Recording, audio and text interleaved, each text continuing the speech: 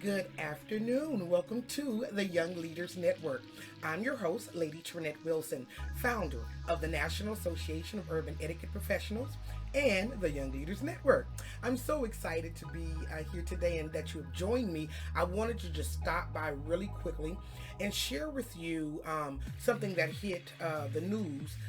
The New York Post did a recent article, and I thought it really great to come by and share with you some lessons that we've learned through this article and how nonprofit leaders get themselves in trouble and how they should think and move when in nonprofit leadership. You have to take these things into consideration. So I wanted to come by and give you three quick things that I see that came out of this article that hindered this person's leadership and hinders a lot of nonprofit leaders' leadership. So her name is Patrice Cullors.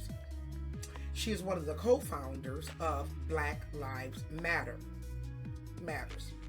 In recent weeks, recent days, she's come under fire based on an article that was published in the New York Post, which pointed out that she had just purchased a $1.4 million property in LA, which is in Topanga County in LA, which is one of LA's richest suburbs.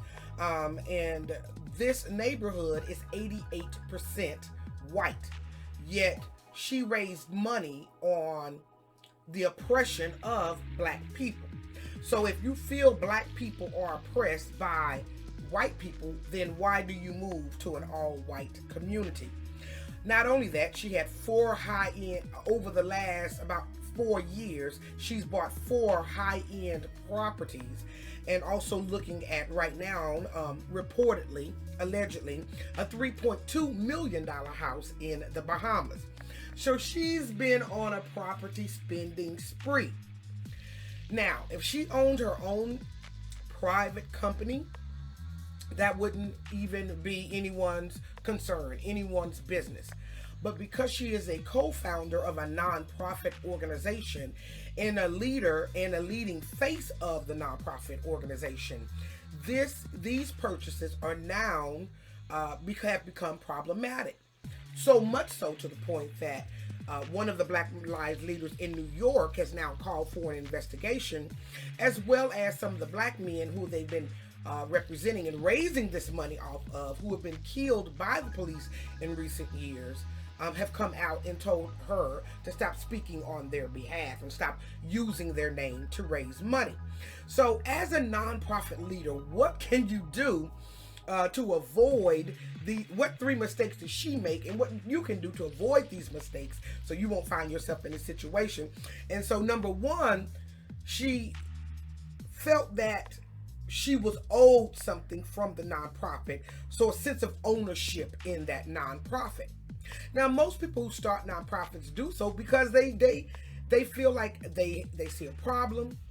They want to be an answer to that problem, and because oftentimes they are the president of the board of directors and the executive director and all the things in between, they feel like they have some ownership in the nonprofit.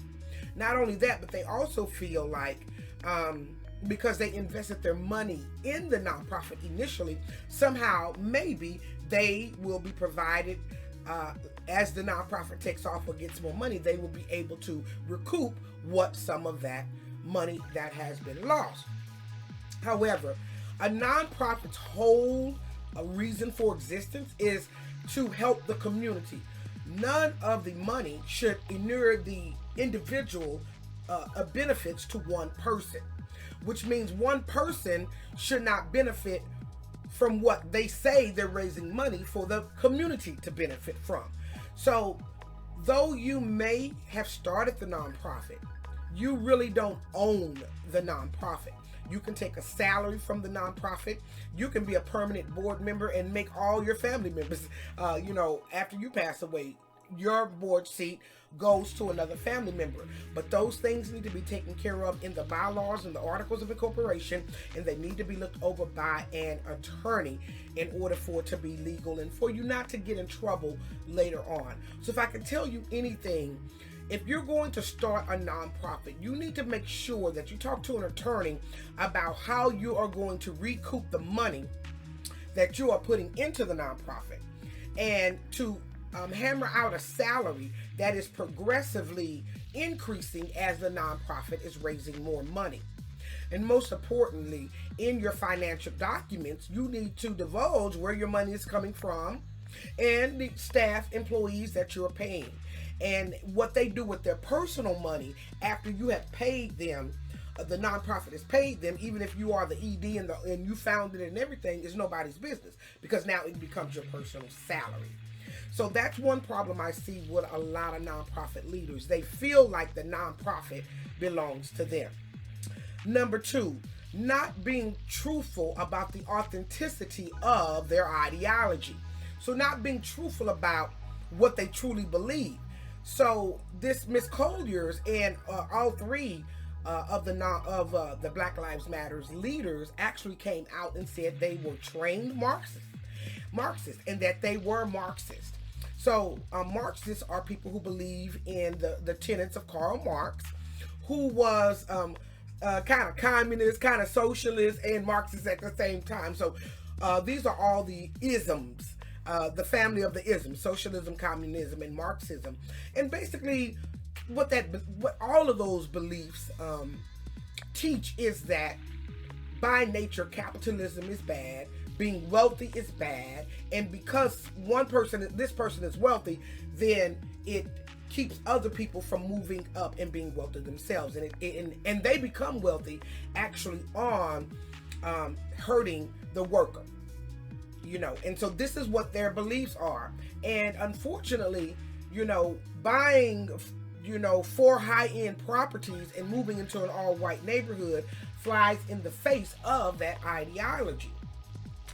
So in truth, when you take money from an organization where you didn't work, all you did was raise money off the pain of somebody else, and you say your ideology is, I believe that this is a systematic system that is broken and that we need to address it, but yet you go and raise money and then you don't give it to the people who you say you're raising it for, it does cause an issue for the people who are giving you money. So as a nonprofit manager, you need to be very careful about really what you believe in. If you're really starting your nonprofit to make money and become a millionaire, then your ideology is not aligned with a nonprofit leader's ideology. It really should be to help, to grow people.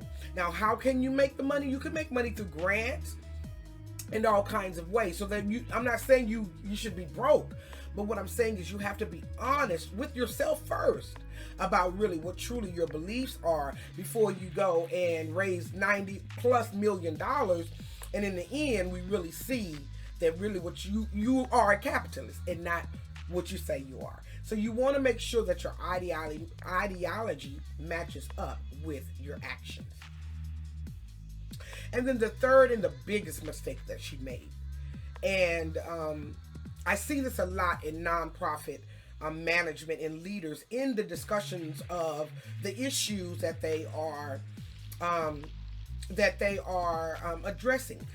She did not take into consideration or pay respect to the people who she was raising money from, as well as the local people who were on the ground already doing the work of community activism and working with the Black community.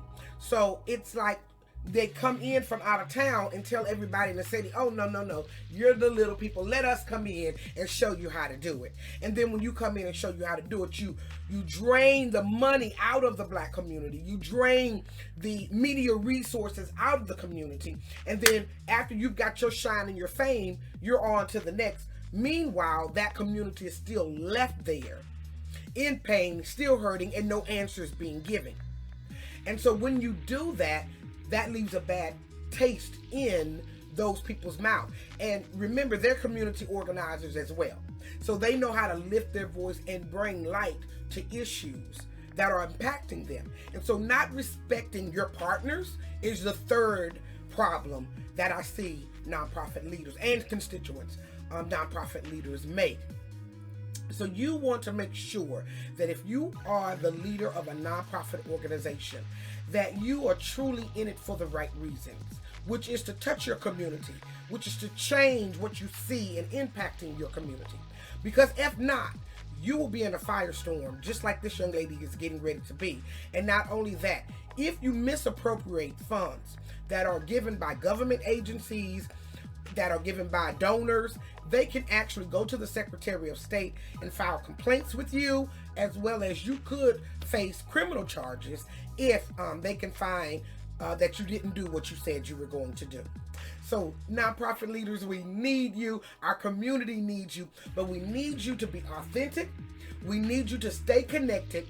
And most importantly, we need you to understand that the work that we do as nonprofit people, and I've been in nonprofit management for 25 years, working for organizations such as the March of Dimes and the United Way, and they are very, very studious about their money and reporting it, how they're raising it, who their donors are, and they report it to the public.